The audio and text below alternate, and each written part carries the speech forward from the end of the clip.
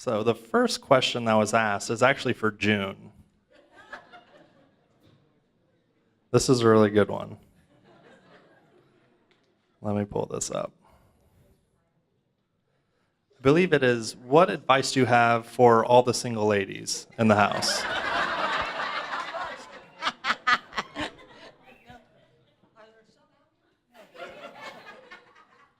No, not much, really. Not at all. Be sexy, I guess.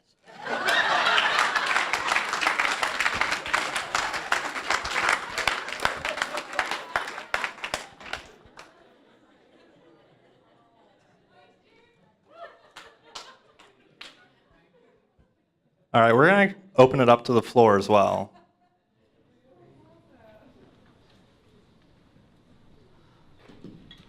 Yeah, I've got a question for the Vietnam veteran. When you came back, did you get spit on? It's a great question. The question is, did I get spit on when I came back? The answer is no, I did not get spit on when I came back. My troops did. I came back, I was older. I was by then 27 years of age. I was a captain. I was decorated. I was proud of where I was, and I came back. My mother met me when I got off the plane. So, and the people I associated with, by and large, were Korean and World War II veterans who respected what I did. But my people absolutely got spit on and just vilified. And one of the problems with Vietnam is, for many of us, we came back alone.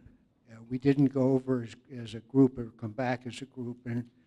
And I think part of what goes on now are people trying to make up for that. But there's no question that the Marine veteran or the Vietnam veteran who went, all of us, I think, went believing we were doing the right thing. We got disappointed because I think we felt our political leaders let us down and didn't let us win the war. So, long answer to your question, but there it was.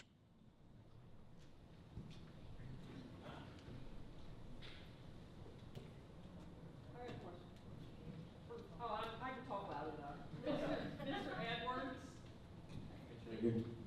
Oh, okay, thank you. Is that better? You were in the service in the 40s, and obviously there was a lot of bigotry and prejudice in the 50s and 60s, and even still there's bigotry and prejudice. Did you ever present yourself to someone that was being negative to you and say, I'm a Tuskegee Airman, and did that ever help you to get more respect? No.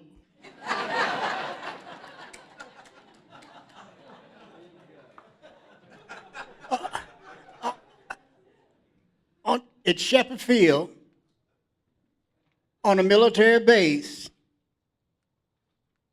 I went a PX. At that time, I wanted to get some toothpaste for myself. A military put a 45 in my face and said, if you don't get out of here, I'll blow your brains out. You ain't got no business in this PX. I'm on a military base trying to prepare myself to do what I need to be done.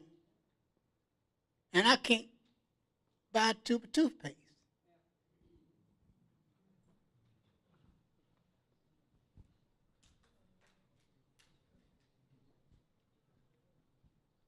I want to attest what our brother over said.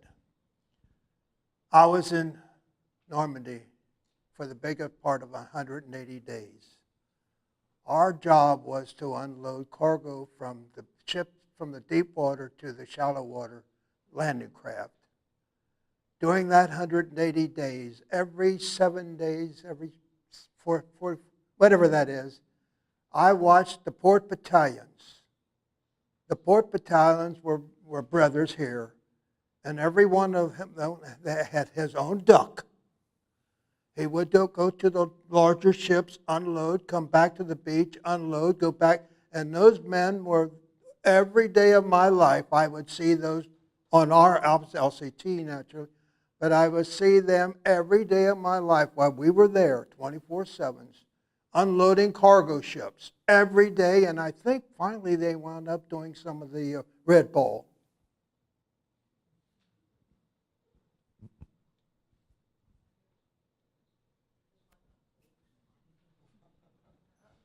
Yes, this gentleman here has negative things and so on and so forth, but don't forget the women. All my time in the Army was not plays and games. I ran against 2 colonels that was going to get old women out of the service, get me out of the service. And I outfoxed him somehow and stayed in. Yeah.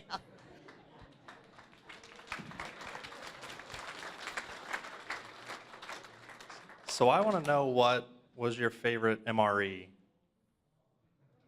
ration? Each one of you.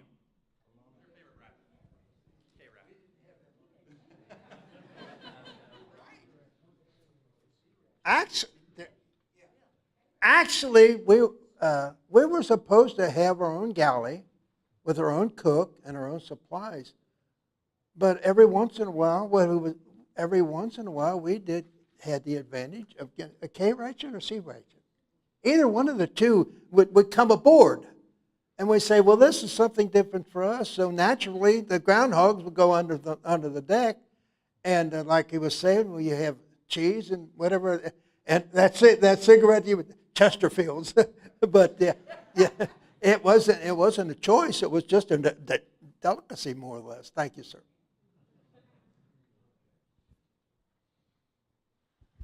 Vietnam was C rations, except for some of the long-range patrols who got LRPs. But C rations are 12. They're 12 different meals. By the end of that time, there isn't one of them you like. Tabasco's the best secret of all, and many of us carried little bottles of Tabasco. Well, in the Red Cross, I was in a 2-star generals group, and we ate well, really well. But in the MREs that we had in the military during Vietnam, that they were MREs, which was made, some of them out here in Cincinnati, here on near GE. They weren't so hot at all. But I didn't eat too many of them.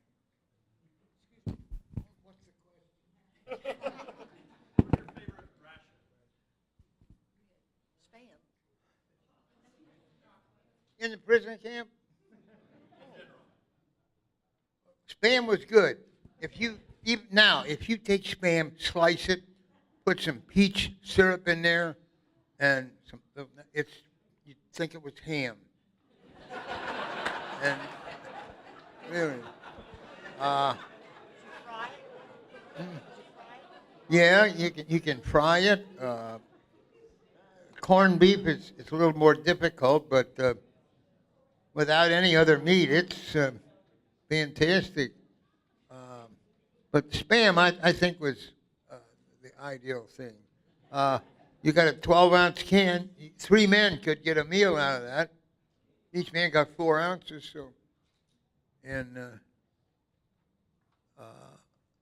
we had sometimes we took cheese and some kind of meat paste, and we put that together and made a mess.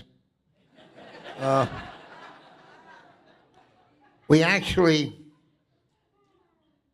I didn't, but the British more particularly used prunes and sugar and a tube from a trombone, and they made a liquor. And it made you sick as a dog and drunk as a skunk. But if you were lucky, it made you drunk first. And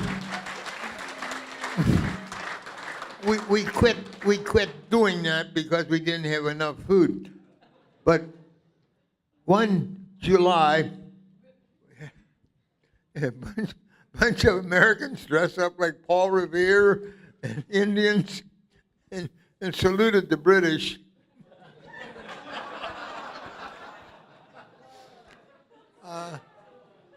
Christmas 44, the Germans allowed us to have midnight mass and stayed up And after Mass, we had two of our men hit a trumpet and another kind of a horn, and they played Silent Night after midnight Mass.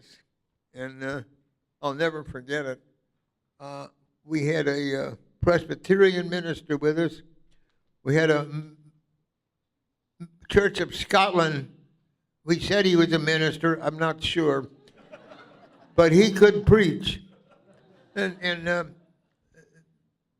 after the war, we brought two of the guards over because they had never abused that position. In fact, we testified for them at the war crimes. They were good at what they did, but they never abused our relationship. I have to give that to the Luftwaffe. So first off, I would never eat an MRE, even over like a peanut butter and jelly sandwich. It's just, yeah, look at the calories and stuff in those things. They're crazy. But I do have a favorite. It would be the spicy penne pasta.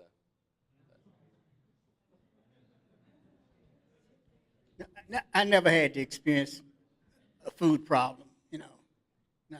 Fact is, during the time I was in service, we'd be doing a lot of work on airplanes, and at night, sometimes I'd be on the airplane, and they'd bring food up to me because they knew I wasn't going to stop. And so they said, well, we'll get something out there to feed him because he ain't coming down here.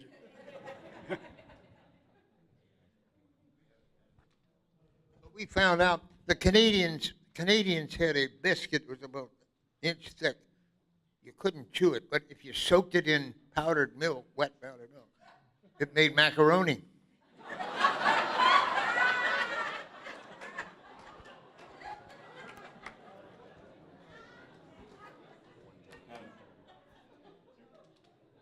Yeah, I've got one more question, and I'll shut up for the night. If it wasn't for the Red Cross, when they come to the field, they either got good news or they got bad news. Sometimes when the Red Cross comes out to the field, I was in Germany, it was on a field problem, all of a sudden this sedan comes out there, and this lady comes and says, you have to go home. And I'm all the way in Germany, so the news was my mom was passing away. So the Red Cross flew me all the way back to Cincinnati. And then here recently, my son, he was over in Iraq. Well, he got blown up. He was with a combat engineer. He was driving one of the Buffaloes. Well, it got blown up. And they had him in one of those medical hospitals. Well, the Navy colonel was giving him for depression. Well, his about ready to blow his brains out. So we got a hold of the Red Cross. And they saved him. They got him out of there. And they sent him out to Germany. And from Germany, they sent him to Walter Reed Hospital. Today, he's alive. Thanks to the Red Cross.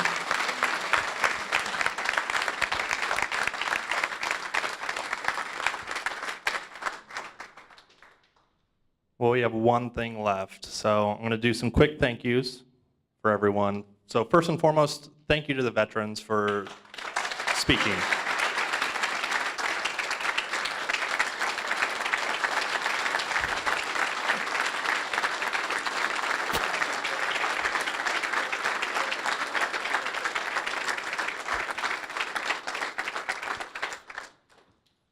Secondly, thank you to everyone who showed up and spent your Thursday evening here.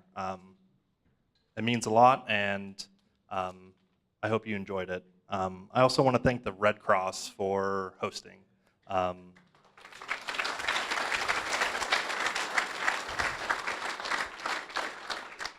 want to thank Ryan Geist for the beer.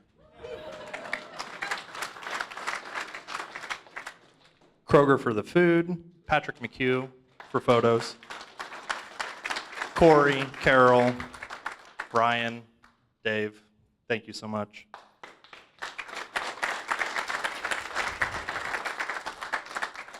Artswave and Step CG.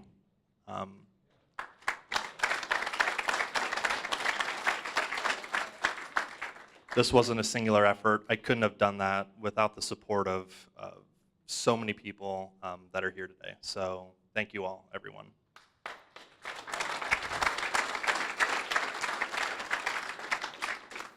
We have an experience survey that we've sent out. It helps us gauge if we're doing things well, if we're not doing things well, what we can improve on.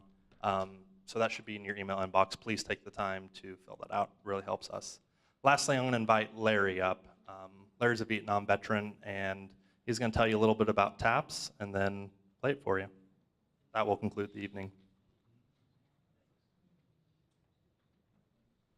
I was part of the last group, so it's an honor to hear the veteran stories today. We had some ourselves, about the same number, and there were one or two in the audience here that was with the first group.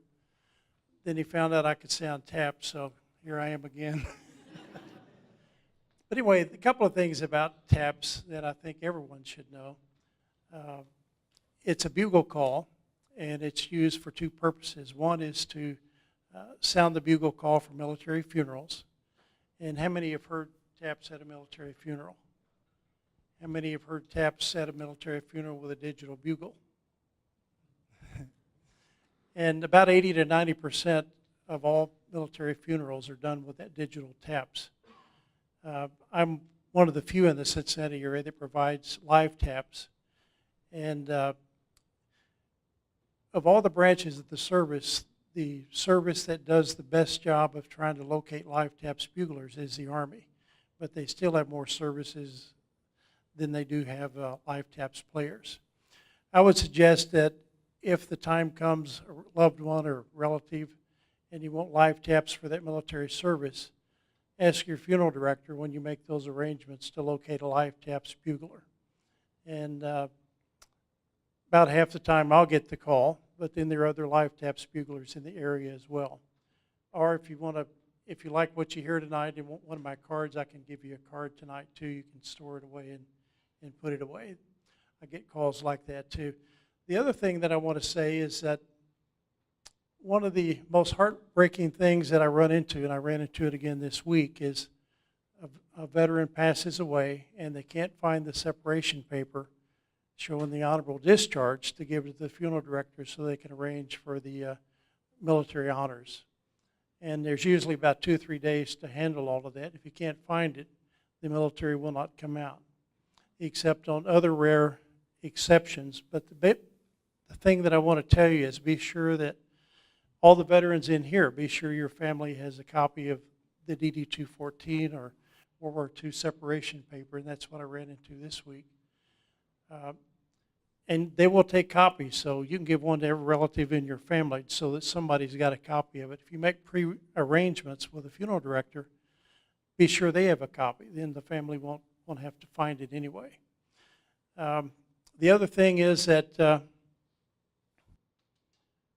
comes down to the story of TAPS, and I get a lot of requests. Well, what's a true story of TAPS? How many have heard this story about the Union captain finding his dying Confederate son across the line with TAPS in his pocket? Anyone heard that story?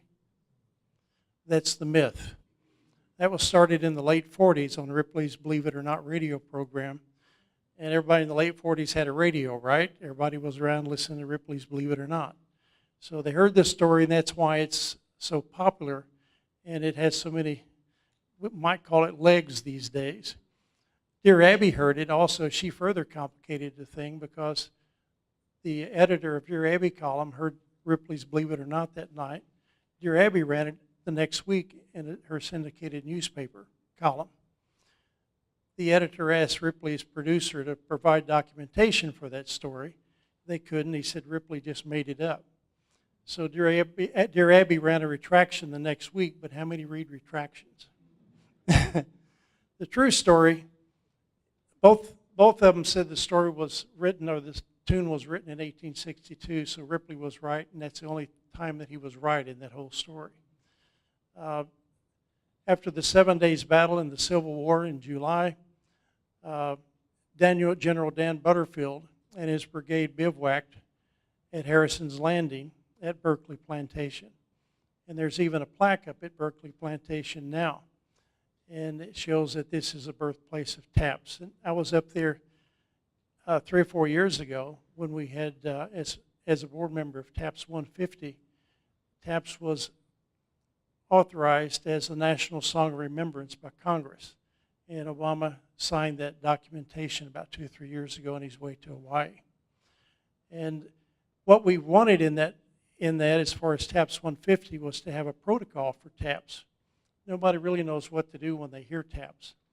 And what we always say, and what the military follows, is that the protocol for TAPS is the same as when we hear the national anthem. So that kind of covers everything. You can be a civilian or military and know what I'm talking about. So tonight, when I sound TAPS, for those that can stand, please stand. Place your right hand over your heart. If you want to, if you're a veteran or military, you can also have the option to salute. So either one of those options are available to you. But if you're not able to stand, just please remain seated. So in 1862, when Butterfield wrote TAPS, he did it in conjunction with his brigade bugler, Oliver Wilcox Norton. And the story from newspaper interviews later in the 1800s, they actually collaborated in Butterfield's tent to come up with the notes of TAPS, 24 notes. Butterfield wanted something less formal for extinguished lights. And by extinguished lights, I mean when the troops are ready to go tonight, put out the campfires and go to sleep. And that's what it was meant to replace that bugle call, extinguished lights. It wasn't until later, actually in 1862, it was used for a funeral service too, by an artillery captain that requested it for one of his artillerymen that was killed in a battle. It was so popular, it became used on both sides during the Civil War, Confederates and the Union Army. And it wasn't until 1894 that it was part of the Army manual that TAPS was to be used for military funerals, as well as its other function at every base, every United States base in the world. It's used for the last call of the day or to extinguish the lights. As a member of the Live TAPS organization, we have an organization called TAPS for Veterans. We try to organize enough live buglers so that we can provide live TAPS for veteran services. There are other organizations that do a good job as well. But anyway, to date, I've done about 1,850 in the Cincinnati area, and I've traveled a lot up to Dayton National Cemetery and do a lot of the services up there as well. So with that in mind, does anybody have any questions about TAPS? I'm about 2 minutes over, it looks like. So if that's the case, I don't like to be so close to the bugle is made to go long distances. So I think what I'll do is I'll stand over here and point this way. I think that'll be okay. So, pardon? I don't have an echo one here. We can do that next time, though.